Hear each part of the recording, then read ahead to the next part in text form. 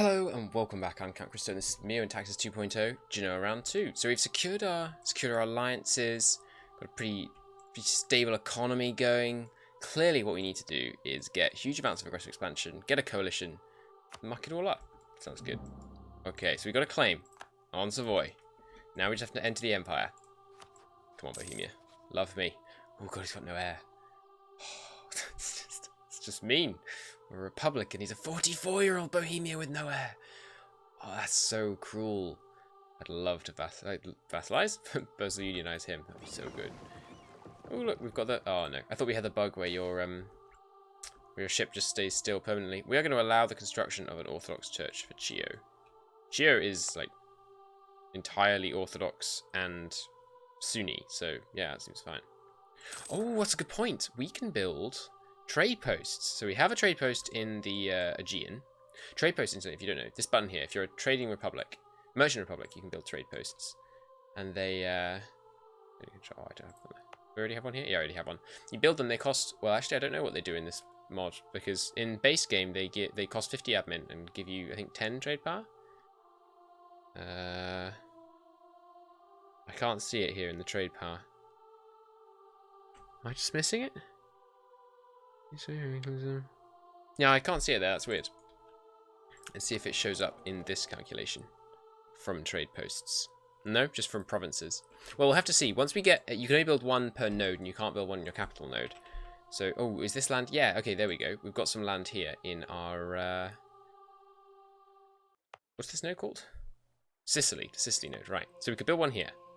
Okay, that's what it gives you. It gives you 50, costs 15 admin power. Nothing. That's nice.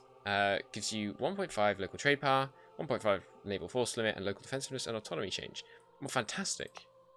Alright, well, would I rather have it somewhere else? Can you destroy them? Doesn't look like it.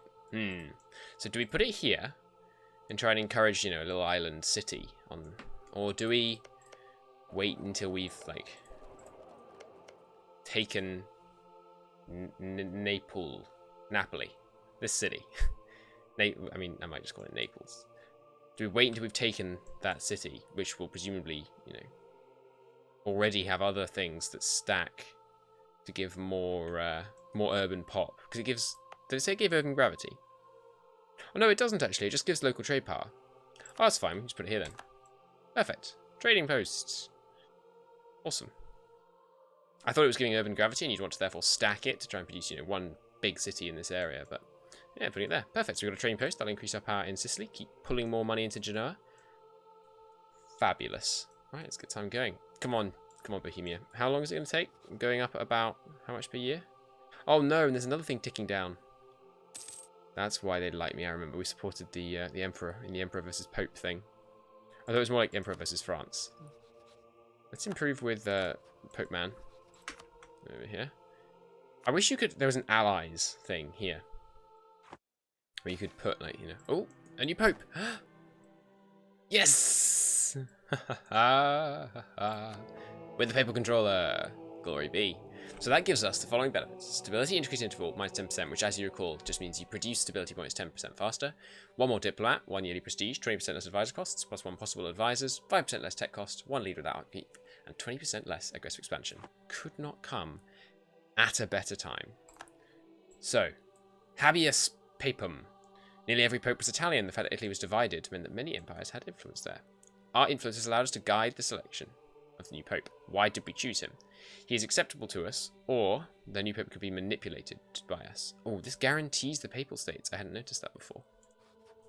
Yeah, I mean, I'm happy to guarantee the papal state, make them love me, manipulate the pope. So we're about to get a modifier on the monthly tick. Let's see what it is. Oh, our education level just dropped. Not the pop-up I was thinking of. Oh gosh, apparently it's a complicated monthly tick. Go on, make it through, I believe. There we go. Yes! Okay, so papal sponsor strong happened to us. This gives you another 20% less stability. So good. More missionary strength, +1 diplomatic relations, and -1 diplo rep. Now, if you go into your trigger modifiers, you'll see there is papal sponsor strong. There's also landless pope. So if I think these ones you can only have if you're the papal controller, and basically if the pope has no land and you're the papal controller, you get -6 papal influence, which kind of hurts. This is like a council to decide what you should do within the church. Like, should we reform such and such? Should we kill the anti-pope? Stuff like that. And this one is because we have a strong papal authority at the moment. We get the strong modifier. If you look at that massive tooltip on the left, on the right, I'm not going to pause here long enough for you to read it all. But to summarize, basically, the more Catholics there are in Europe and in the world, and the more people that are in favor of the current pope, the higher the authority of the pope, right? So it's currently somewhere above 500 because we've got the strong modifier. And I'm not sure what the breakpoints are. I think it's 500 to 50. I think. Oh, there it is. It says on there. So it's nominal under 300, strong over 500, and then there might be other breakdowns in between. There's all kinds of things that can affect the papal strength, which basically affects the strength of this modifier. We have less Diplo rep for being the papal sponsor strong, which strikes me as weird, but that's alright. We definitely need too much Diplo rep right now. So awesome, we're the papal controller. Give me that extra diplomat. There he is. Nice. So where else do we want claims? This guy. Let's start working on those. Well, he's allied to Aragon. And we could take Aragon. Like, we could, if we built up our fleece with fleece. If we built up our fleet. Oh god, what happened to my naval force limit? Interesting. Maybe it's when you're at war, you have a higher naval force limit as well. We'll test that by going to war with them. I'll keep them just in case that is what it is. I think if we built our fleet up, we could probably take Aragon.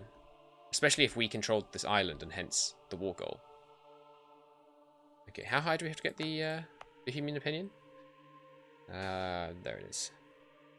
131. Appointing new cardinals. Okay, so I thought we already had a cardinal here. Oh no, we're going to get one in another one of our provinces. How many cardinals do we have right now? Just the one. Okay, so because we are currently the papal controller and a new pope has been appointed, then you can have new cardinals. And we can suggest some names to him, which costs papal influence. We get a second cardinal. Fantastic. There's likely to be another pop-up in a second, which will say, like, you know, how many new cardinals should we appoint? Oh, we've got a national decision. Purchase influence with the Curia. Yeah, that sounds good. More papal influence, just in case he dies again immediately. Let's get this on lock here. Let's top up. There we go, 60%. How old is he? Our little Pope man over here? He's 59. He won't last long. Alright, but now we've got crazy papal influence gain. 14 a year. Wow, that's pretty great. Okay, so here's the one. So you can appoint only the most select men, which will make Burgos a seat of a cardinal, which is Spain, obviously. Or we can appoint all worthy candidates, which will make Guercia one. That one would be a bit of a problem because they're an Italian state. This is Latin, right? Friulian is Latin, yes. So they'd be getting a chance at some power in the Curia, which I probably wouldn't really like. That one. Ooh, now that's interesting. I think we should appoint a cardinal here, just so we can take it. Yeah, that's cunning. So also, if you, just randomly compliment myself there. If you appoint all worthy candidates, as you can see there on that tooltip, you gain papal influence. Sometimes there are like 25 candidates. Well, maybe 10. It's the highest I've seen. That can be crazy. Keep investing. I want to keep the Curia. So we also get the ability to call for a crusade and excommunicate people. So let's have a look. Who currently is a viable target for excommunication? No one that matters. We could excommunicate Lüneburg for some reason. You could excommunicate people of whom the Pope has a negative opinion. So one thing you can use this for is call a Pope into a war against someone, then they won't like them, then you can excommunicate them, and then in the next war you can use the excommunication CB, which if it's like anything like vanilla is crazy powerful, but I haven't yet tried that out. We could also call for a crusade against these darn infidel. So one thing we could do is call for a crusade against Hafsid, because then we'd get the crusade modifier when we're at war with them. They're the ones I'm likely to end up at war with. I'm pretty sure Genoa has a mission to take Tunis, sorry. But there's no point calling a crusade against them early. Well, there is, because we could lose the papal control position. So let's call a crusade against Tunisia now, just so that if we lose control of the papacy, there'll still be a crusade against them. It lasts... I can't remember how long it lasts. Let's find out. Papal actions. Call for a crusade. The stronger the Pope's authority, the more countries will be eligible to join the crusade. When it's too weak, crusades will not grant a CB at all. As the Pope's authority increases from having more and more pious Catholic nations owning more Catholic provinces, Catholic countries in good standing with the Church will be granted a CB, beginning next to target and spreading as the authority increases. Awesome. Papal controller may cause to call a crusade at one time using diplomatic options, but it may be also be given the chance in the event that a Christian nation calls for help. So, Lithuania very often ends up at war with the Livonian Order, and then the Livonian Order says, Pope, help! There's these Romover guys who are attacking me. Call for a crusade on them, which you can then do. So we call for a crusade against these guys. Let's see if that gives us a CB. I'm not intending on declaring war on them right now, even if it does give me a CB. Although, that's not very much coastline. They wouldn't have a very large naval force. Maybe we should go to war with the infidel. I'd love to seize Tunis. Are these guys important trading cities as well? Like, this is a city. We could do with that. There's a solid 900 ducats of urban infrastructure there. There's an important coast here. Can you pull from the Barbary coast straight to Genoa? No, but you can pull from there to Sicily, and we can go there, Sicily, Genoa. Well, let's see. On the monthly tick, I probably will get a coalition. A CB is what I meant to say. Let's see. I didn't see one. Do we already have a CB? No, we haven't got a CB. Maybe it takes a couple of months for something to calculate. We shall see. Back to speed 5 when there's not much going on here. I'm just building up a war chest at the moment. We make how many ducats a year? 6 times 12? We make, about 112 ducats a year. No, that's not right. We make about 140 ducats a year-ish. So let's keep a reserve. Let's try to keep a reserve at all times of 200 ducats.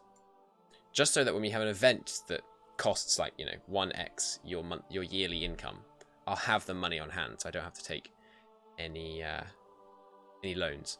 The term is up. Of course we keep him. He is now a 663, which is crazy good. He's still got that righteous, and he's so young, so we're going to re-elect him as many times as possible. We lose how much for our tradition per election cycle? We're gaining 2 and a bit a year. Let's just say we're gaining 2 a year. The elections are every 3 years, so we're losing about 4 Republican tradition. Factoring that in, we're losing like 3.2 ish Republican tradition per cycle. So we can elect him a lot of times. So this is a modifier that you might not be familiar with. Population cost. The higher your Republican tradition, the lower your population cost. And which is basically like growth rate, as far as I can tell. If you look at the province detail, population data. Okay. So the rural population is currently 20,000. Urban population is currently 101,000, which is really high. The rural growth per year is 210, and the urban growth per year is 1k. So your population cost just increases these numbers, basically, I'm pretty sure. The urban saturation is too high, though, which is affecting our growth. And I think if urban saturation gets too high, you start getting like problems with disease and famines and things. The reason the saturation is high is because the population, which is 101,000, is higher than the urban gravity. The urban gravity times 1,000. So times 1,000? Yeah. No. Times 10,000, sorry. Yeah, times 10,000, sorry. So you need to raise your urban gravity so that you can get more space in the city, basically. I think thinking of urban gravity basically is room to grow is good. And obviously having room to grow encourages growth. Come on, Bohemia. I want to declare war on Piedmont. Not Piedmont. For Piedmont. What are the requirements for forming Sardinia-Piedmont? That was one of the options, right? Sardinia-Piedmont, incidentally, if you don't know, is a nation that existed here in which century? In the 19th century. And 17th? I'm not sure. They were the ones that basically spearheaded, their prime minister basically spearheaded Italian unification into one country with the help of Napoleon III. Bonaparte's grandson. Where is it? Form Piedmont, Sardinia. Okay, so we have to be independent or a tributary. We have to have 35 admin tech. We have to have less absolutism than 80. That's interesting. We have to complete diplomatic ideas. Oh, no, okay. Either 35 admin tech or 80 absolutism, 1 stability, and diplomatic ideas. Well, we can totally do that second one. And all of the following must be true. You have to be at least tech level 9.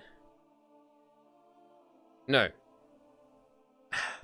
I'm sorry, I used to be quite good at reading these, but it's been a while. Okay, so one of the following must be true. Admin Tech 35, or less than 80 absolutism, 1 stability, and diplo ideas, or Admin Tech 19, and the ruler has an admin skill of 5, and you have a statesman. Good to know. You have to own Piedmont, and in the Piedmont-Liguria region, oh, it's this one. Region. Okay, so the Piedmont-Liguria region, which is... Alright, there's Piedmont, there's Liguria. Maybe I'm on the wrong one. Okay, that's Piedmont, this is Liguria. In this region, you have to own at least 5 provinces, and we currently own 2. And in the Sardinia region, you have to own at least 4, and we do own 4, this being the Sardinia region. Well, I mean, this should be Sardinia, surely, but it looks like it's including Corsica. Okay, and then once you've got all that, we'd probably get that by, like, Diplo Ideas, Stability 1, own Piedmont, and own a couple more provinces around here. We'd practically be able to do this. Which means you get cores on the whole areas, you gain absolutism, and you gain the possibility to change national ideas. And you get accepted cultures. Okay, we're totally going to gun for that. Like, the second idea group we shake should probably be Diplo Ideas, just so we can try and become Sardinia Piedmont. We may or may not take the new ideas. What I'll probably do is I will save the game before we make the decision as to whether or not to take the ideas.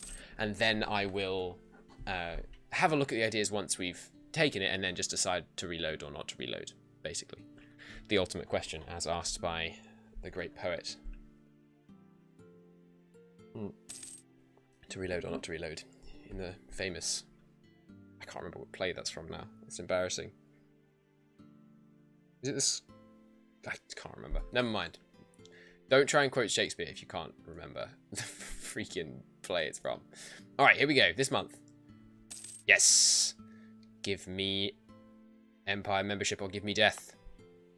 Yes. Okay, we're in. Let's add all our provinces to the HRE, so people are less likely to want to take them. I believe that is a thing.